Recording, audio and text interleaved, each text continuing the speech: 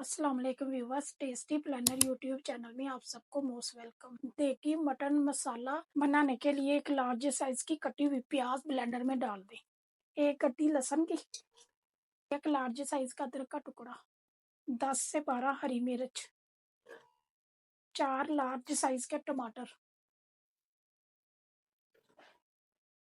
आप सारी चीज़ों को ब्लेंड कर ले और समोसा एक मसाला बना लें। 1.5 kg मटन को बोल में डाल दें। जो मसाला मैंने ब्लेंड किया उसे भी इसी में डाल दें।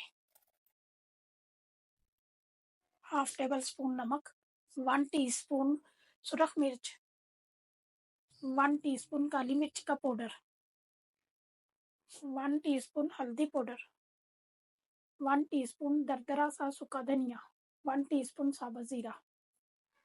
मटन और सारे मसालों को अच्छी तरह मिक्स कर लें।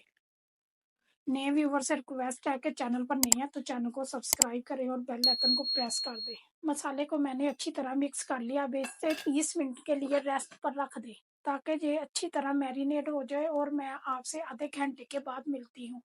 पतीली में 1 कप ऑयल का डाल दें।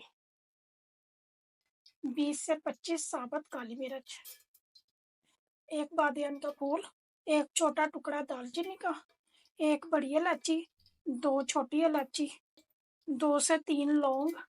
10 से 15 सेकंड के लिए इसे सौते कर लें। मटन को मैरिनेट किए हुए आधा घंटा हो गया। अब इसे गर्म ऑयल में डाल दें। मटन में पानी डालने की ज़रूरत नहीं है, मसाला और गोश्त अपना पानी खुद ही छोड़ देगा। मीडियम आंच पर मटन को 1 घंटे के लिए ढकना दे के पकाएं और मैं आपसे 1 घंटे के बाद मिलती हूँ। 1 घंटे के बाद गोश्त को चेक कर लें। अब इसमें 1 कप दही का डाल दें। दही को मिक्स करें और गोश्त की भुनाई करें। देखिए, मटन कढ़ाई इतनी लजीज बनेगी कि गारंटी के साथ मैं कह रही हूँ कि आप सारी कढ़ाइयाँ भूल जाएं। इतनी सिंपल और इजी है कि मसाले को ब्लेंड करें, गोश्त को मैरिनेट करें और चूल्हे पर चढ़ा दें, बस कढ़ाई तैयार है। रेसिपी जरूर ट्राई करें और इंस्टा पर मेरे साथ पिक्चर शेयर करना मत भूलें। 1/2 टेबल स्पून गरम मसाला, 4 बारीक कटी हुई हरी मिर्च, हरा धनिया, मिक्स कर लें।